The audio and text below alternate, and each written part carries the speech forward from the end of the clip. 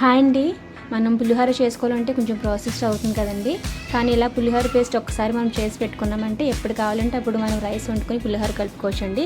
దానికోసం ఇక్కడ నేను 1/2 కేజీ చింతపండు తీసుకొని పిక్కలు పీచు ఈనెలు ఏమీ లేకుండా క్లీన్ చేసుకొని దాన్ని నానబెట్టుకొని ఇలా పేస్ట్లా చేసుకోవాలండి. ఇలా పులిహోర పేస్ట్ చేసుకున్న తర్వాత దానిలోనికి ఒక 1/2 గ్లాసు ఆయిల్ వేసుకొని 10 పచ్చిమిరపకాయలు ఇలాగా మధ్యలో చీల్చుకొని వేసుకోవాలండి.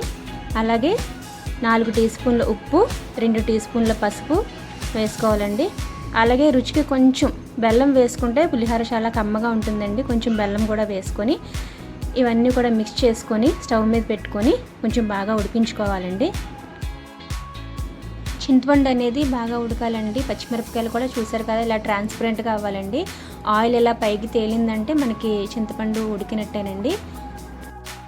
ఇలా ఉడికించుకున్న చింతపండు గుజ్జుని స్టవ్ ఆఫ్ చేసి పక్కన పెట్టుకోవాలండి. ఇప్పుడు స్టవ్ మీద వేరొక బాండి పెట్టుకొని మిగిలిన 1/2 గ్లాస్ ఆయిల్ వేసుకోవాలండి. ఆయిల్ హీట్ అయిన తర్వాత 250 గ్రామ్స్ పల్లీలు వేసుకొని బాగా ఫ్రై చేసుకోవాలండి. పల్లీలు ఫ్రై అయిన తర్వాత మినపప్పు శనగపప్పు వేసుకొని ఫ్రై చేసుకోవాలి. అలాగే కొంచెం అల్లం తురుము కూడా వేసుకోవాలండి. తర్వాత ఒక 20 పచ్చిమిరపకాయలు ముక్కలుగా చేసుకుని వేసుకోవాలి. కారం ఏమీ ఎక్కువ అవ్వదండి, కరెక్ట్గా సరిపోతుంది. అలాగే ఒక 10-12 పచ్చిమిర్చి కూడా వేసుకోవాలి. ఒక 2 గుప్పెళ్ళు కరివేపాకు క్లీన్ చేసి ఆరబెట్టుకున్నది కూడా వేసుకోవాలండి. ఇవన్నీ కొంచెం బాగా ఫ్రై అవ్వాలండి. కరివేపాకు పెళ్ళపెళ్ళాడే వరకు మీరు ఫ్రై చేసుకోవాలి.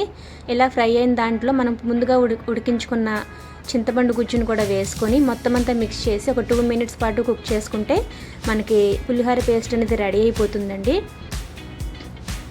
ఇలా రెడీ అయిన పులిహోర పేస్ట్ని మనం ఒక గ్లాస్ కంటైనర్లో పెట్టుకొని ఫ్రిడ్జ్లో పెట్టుకుంటే 6 నెలల పైన నిల్వ ఉంటుందండి. అదే మనం బయట పెట్టుకున్నామంటే 2 మంత్స్ వరకు కూడా ఫ్రెష్గా ఉంటుందండి. ఇలా చేసి పెట్టుకుంటే మనం ఎప్పుడు కావాలన్నా సరే రైస్ వండుకొని మన పులిహోరని కలుపుకోవచ్చు. మీకు ఈ వీడియో నచ్చితే లైక్ చేసి సబ్స్క్రైబ్ చేసుకోండి.